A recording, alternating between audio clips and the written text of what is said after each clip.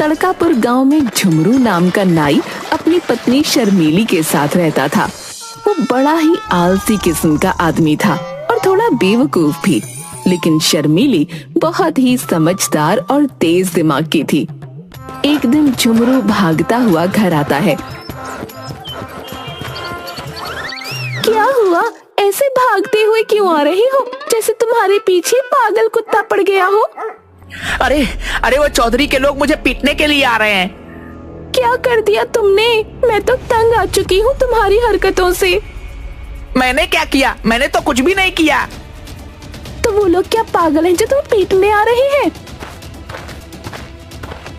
तभी दरवाजे पर, अरे ओ झुमरू के बच्चे, बाहर निकल। क्या हुआ भाई जी, क्या बात है?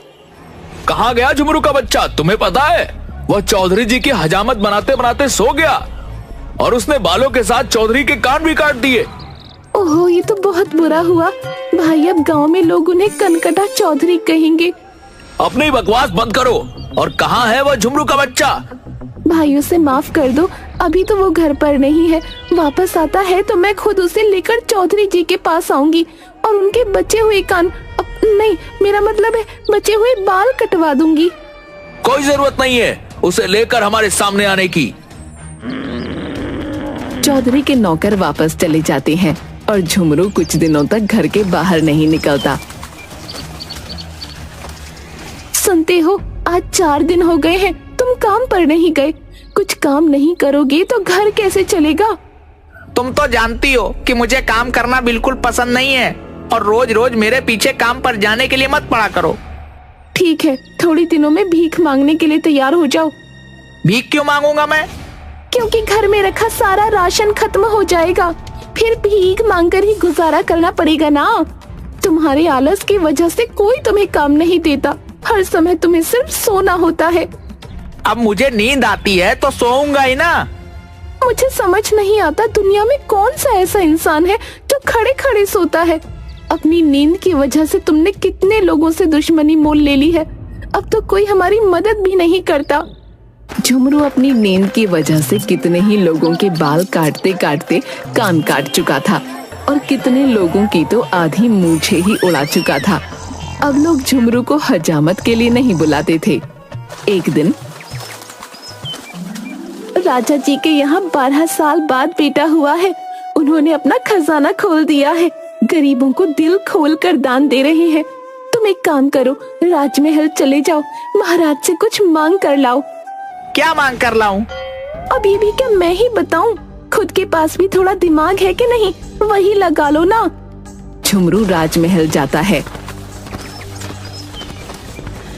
महाराज, मुझे भी कुछ दान में दे दीजिए। क्या चाहिए तुम्हें, बोलो।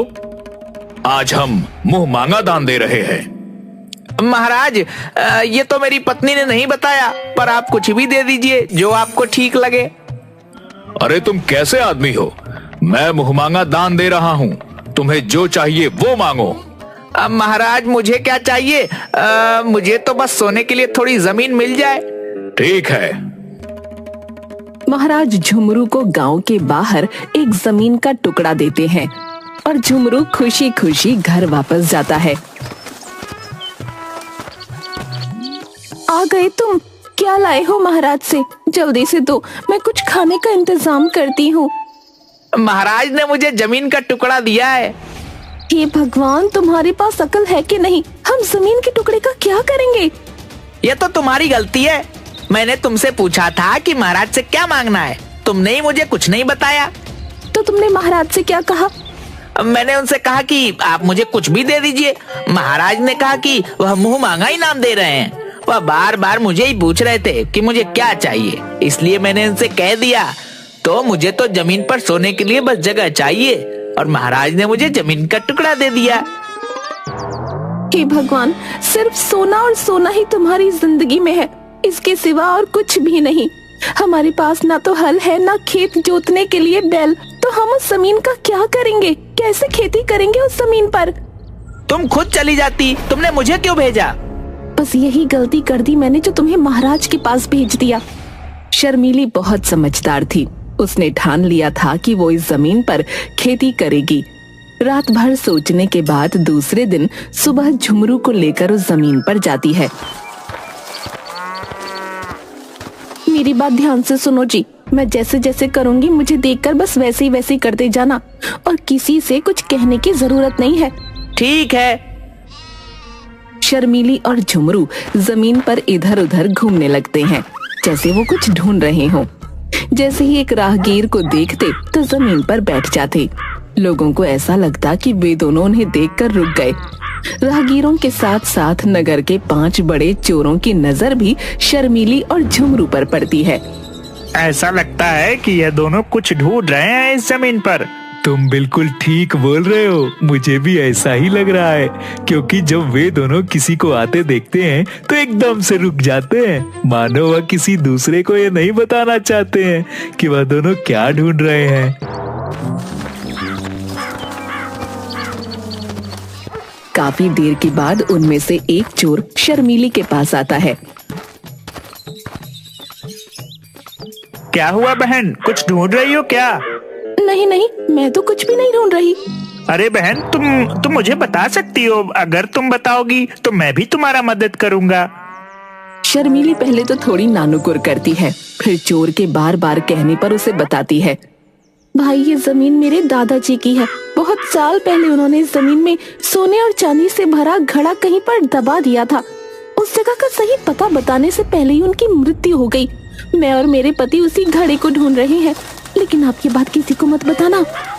हाँ बहन, तुम मुझ पर भरोसा कर सकती हो, लेकिन मुझे लगता है कि तुम्हें मजदूरों की सहायता से इस पूरे खेत को खोदना चाहिए ताकि आसानी से तुम्हें वह घड़ा मिल जाए। अरे हाँ, ये तो आपने बिल्कुल सही सलाह दी। आपका बहुत बहुत धन्यवाद भाई। मैं मजदूरों को लाकर खेत की खुदाई करवाती हूँ। लेकिन अब तो अंधेरा होने वाला है बहन, तुम यह काम कल सुबह सुबह करवा लेना। आपने बिल्कुल सही कहा, मैं कल सुबह जल्दी मजदूरों के साथ आकर खेत की खुदाई का काम करवा लूंगी। वो दोनों घर वापस चले जाते हैं। वो चोर अपने बाकी 4 साथियों के साथ मिलकर पूरे खेत की खुदाई कर देता है, लेकिन उन्हें वहाँ कुछ नहीं मिलता। दूसरे दिन सुबह शर्मीली और झुमरू खेत पर वापस आते हैं। देखा तुमने, खेत की खुदाई हो गई है। तुम यहीं रुको और किसी से कोई बात मत करना, मैं अभी आती हूँ। शर्मीली गांव के बनिए के पास जाती है। सेठ जी, मुझे थोड़ा गेहूं उधार दे दीजिए। उधार तो दे दूं, तुम वापस कैसे करोगी? तुम्हारा पति तो कुछ काम भी नहीं करता। मैं जानती हूँ, लेकिन कुछ समय बाद मैं इसका 3 गुना गेहूं आपको वापस कर दूंगी। शर्मीली उस गेहूं को जमीन पर बो देती है। कुछ समय बाद उम्मीद से ज्यादा अच्छी फसल होती है, लेकिन सभी चोरों की पूरी नजर शर्मीली और झुमरू पर होती है। गेहूं काटने के बाद शर्मीली सेठ को 3 गुना गेहूं वापस कर देती है और कुछ गेहूं बेचकर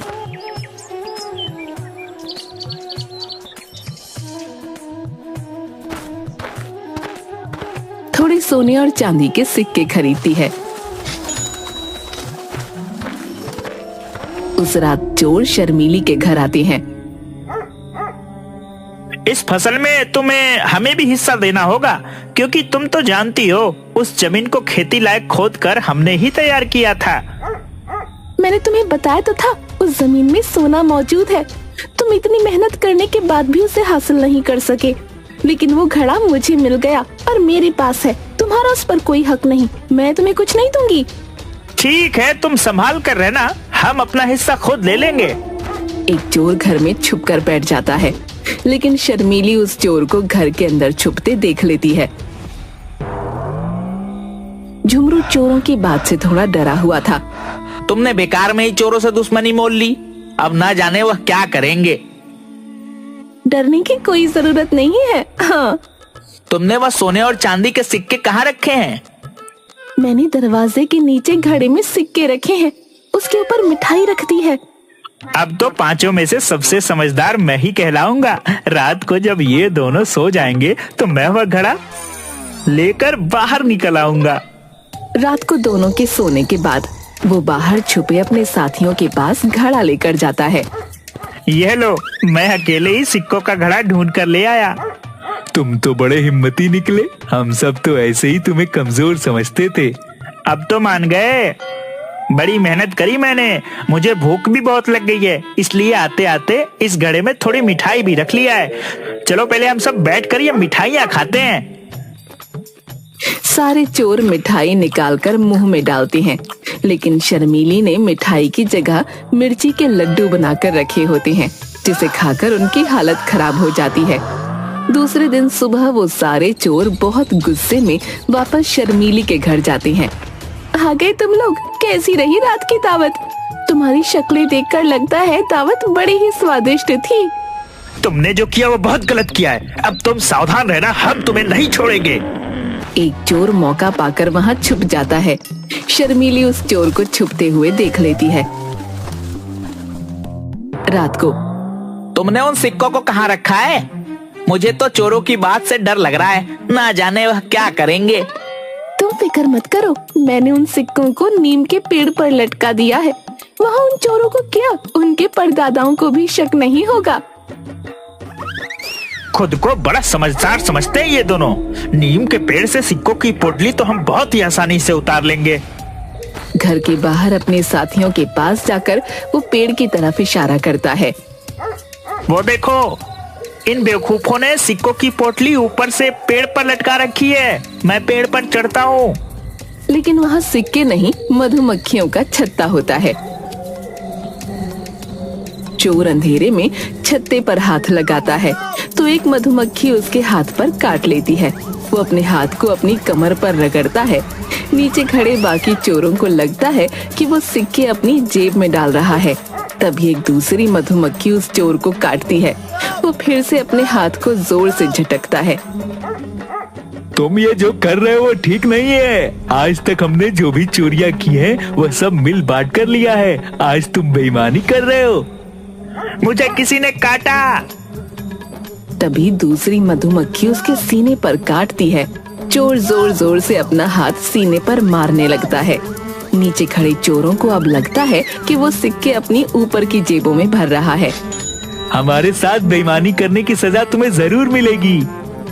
रुक जाओ, मैं भी पेड़ पर चढ़ता हूँ। मधुमक्खी ने उसे भी काटा। उसने भी अपना हाथ अपनी कमर पर मारा। अरे कुछ तो शर्म करो, वह तो बेईमान हो ही गया था, तुम भी उसके साथ बेईमान हो रहे हो। सारे सिक्के नीचे लेकर आओ, जो होगा मिलकर बांटेंगे। दूसरा चोर कुछ बोलता, उसके पहले ही दूसरी मधुमक्खी ने उसे काट लिया। उसने फिर से अपने हाथ को कमर पर रगड़ा, लेकिन नीचे खड़े चोरों को ऐसा लगा कि दूसरा चोर भी अपनी जेब में सिक्के भर रहा है। एक एक करके सारे चोर पेड़ पर चढ़ जाते हैं।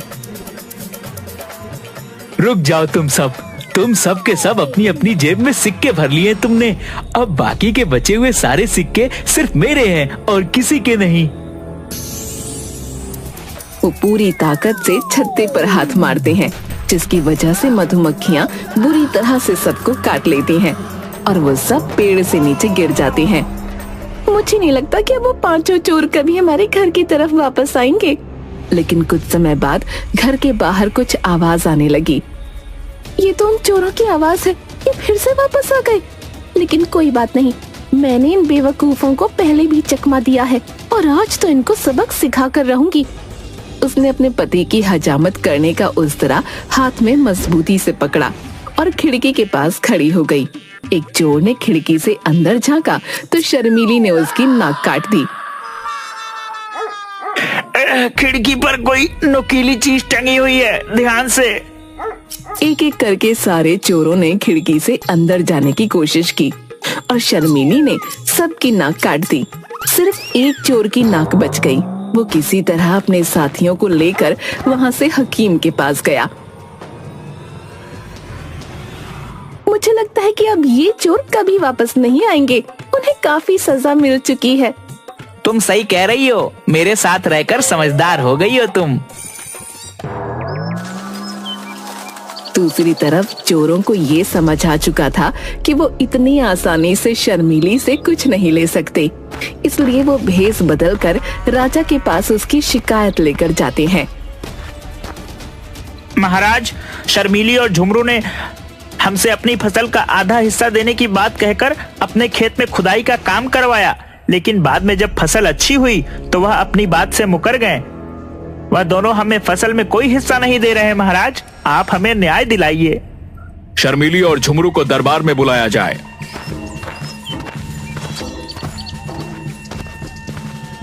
महाराज की जय हो। महाराज, इन पांचों ने जो भी कहा है सब झूठ है। मैं भला क्यों इन्हें अपनी फसल का हिस्सा दूं? इनके पास क्या सबूत है कि मैंने इन्हें हिस्सा देने को कहा था? और दूसरी चीज महाराज, आपने इन्हें पहचाना नहीं। ये आपके राज्य के वही 5 मशहूर चोर हैं जिन्हें सेनापति जी कब से ढूंढ रहे हैं। आज ही आपके सामने भेष बदल कर आए हैं। सेनापति चोरों को पहचान जाते हैं। शर्मीली, तुम बहुत ही समझदार और वीर हो। हम तुम्हारी समझदारी से बहुत प्रसन्न हुए, इसलिए हम झुमरू को अपने महल में काम पर रखते हैं। और तुमने राज्य के चोरों को पकड़वाया है, इसलिए हम तुम्हें इनाम में और जमीन देते हैं। इस तरह अपनी सूझबूझ और हिम्मत से शर्मीली न सिर्फ चोरों को पकड़वाती है, बल्कि झुमरू को राजमहल में काम भी दिलवाती है और अपने घर की स्थिति को भी सुधार लेती है।